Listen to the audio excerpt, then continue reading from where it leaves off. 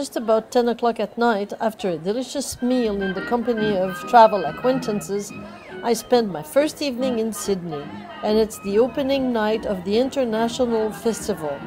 First night offers shows to please everyone, including a super concert by the Indian group Manganyar Seduction from Rajasthan. In a minute, the crowd goes into a frenzy.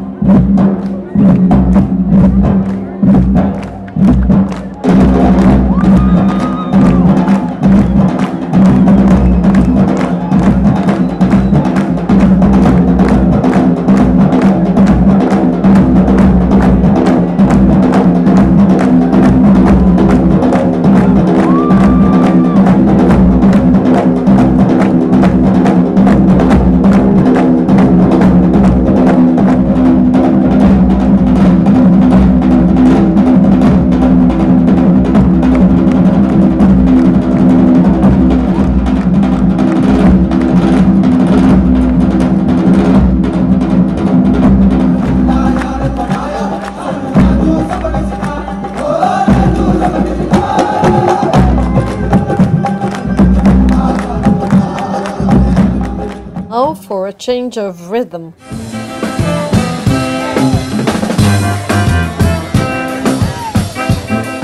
In Sydney, there's a lot of life, a lot of dynamism, and a lot of youth.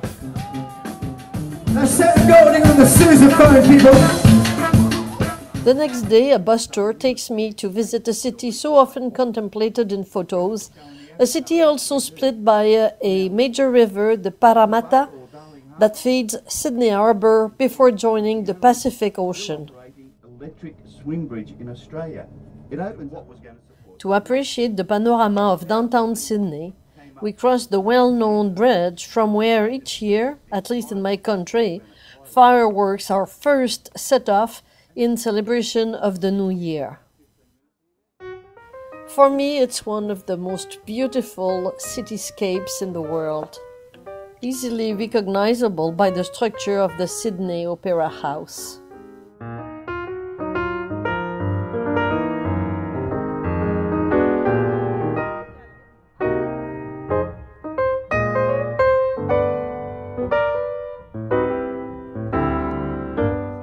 We leave this viewpoint to continue along the coast and discover the spectacular landscape offered by the riverbanks, where rich housing development have grown and are now stretching to Manly Beach, a surfer paradise.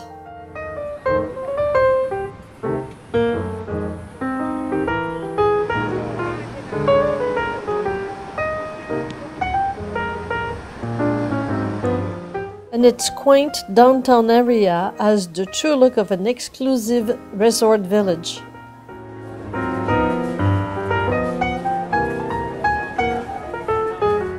Back in town, and a visit to an interesting and lively neighborhood near the cruise ship's installations, where walking through a public market is a pleasure, while enjoying the sound of several street musicians along the way.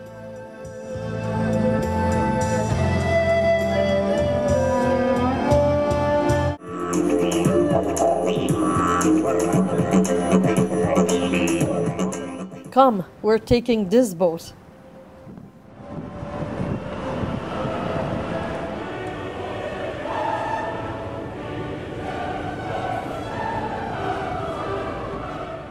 It is from the water that you get the most beautiful scenery and that you can go around the structure of the Sydney Opera House, one of the most spectacular buildings in the world. You can also visit it with a guide, well worth the experience.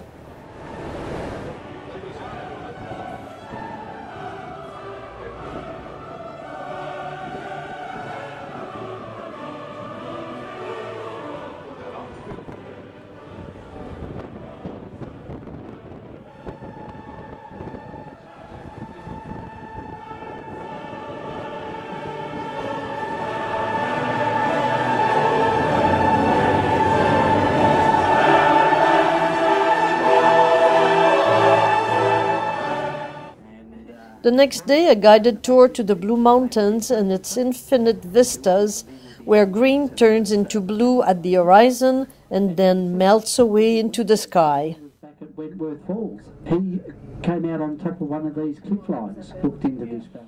An old abandoned mine, pathways built up with planks to secure passage, free-roaming cockatoos tamed by generous feeding, giant and strange-looking palm trees, over which a cabin ascends towards the most remarkable views.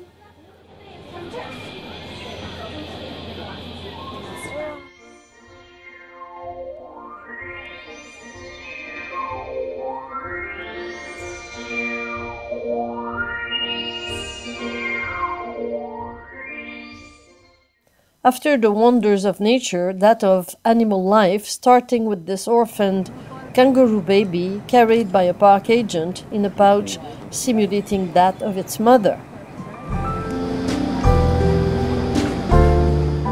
Surprising and amusing creatures like the Australian cassowary, the pelican, and particularly the koala are kings, not forgetting my little friends from Phillip Island, here safely sheltered and more accessible.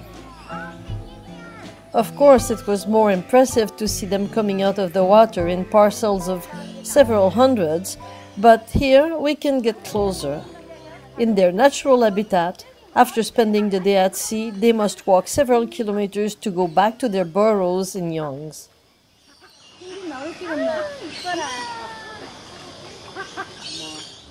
Last day in Sydney, where the Victorian era has left a strong mark, as in Melbourne and Brisbane, an imprint mainly architectural, heritage superbly maintained in the three cities. And the 20th century did the rest.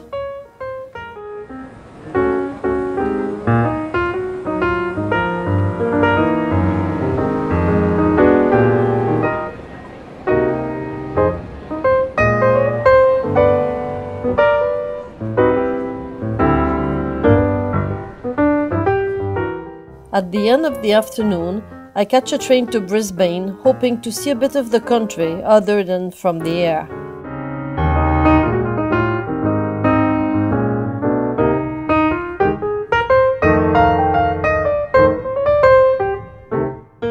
Brisbane has developed the same way as Melbourne and Sydney in the greatest respect of its architectural inheritance.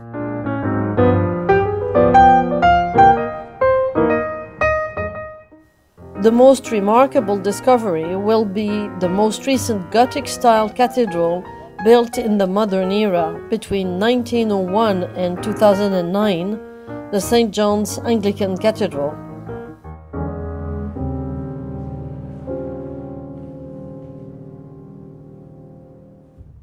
My visit to Brisbane is short, but given it is the entrance to the Gold Coast, I would not pass up the opportunity of going snorkeling on Moreton Island.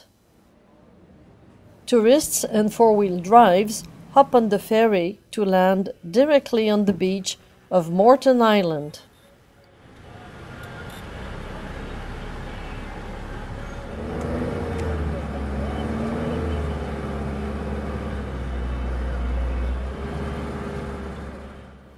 And it's a go. On soft sand, there's no stopping, as you risk getting stuck. The whole island is made up of sand and dunes, and sandboarding is on, whether standing or sitting. Driving leaves room to the adventurous spirit of our experienced driver, but when we meet, one must know how to maneuver.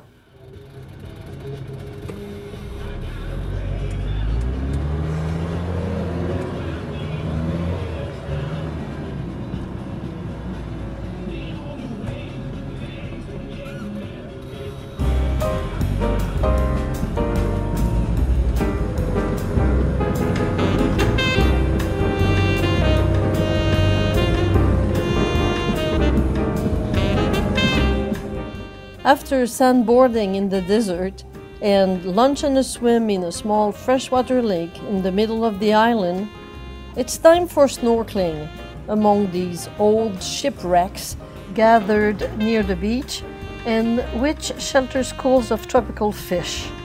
Last images of a great adventure.